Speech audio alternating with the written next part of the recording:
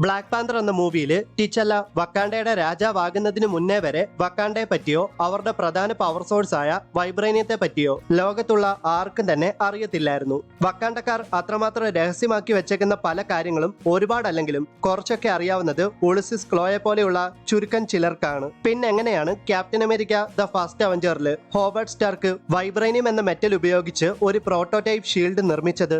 Howard സ്റ്റാർക്കിന് ആ സമയത്ത് വൈബ്രേനിയം എങ്ങനെയാണ് ലഭിച്ചതെന്നും വക്കാണ്ടയും ഹോവേർഡ് സ്റ്റാർക്കും തമ്മിൽ എന്താണ് ബന്ധമെന്നും വാട്ട് ഇഫ് എന്ന സീരീസിന്റെ സീസൺ 2 വളരെ കൃത്യമായിട്ട് പറയുന്നുണ്ട്. Your father was a great ally to us during the war. Yes, I understand you even donated some vibranium to your efforts. We made a shield out of it. Lost it in the Arctic, but other than that, things turned out pretty well. അതായത് world വാറിന്റെ സമയത്ത് ടീച്ചല്ലയുടെ grand father തന്റെ സ്വന്തം ഇഷ്ടപ്രകാരമാണ് Howard സ്റ്റാർക്കിന് vibranium എന്ന metal സമ്മാനിച്ചത്.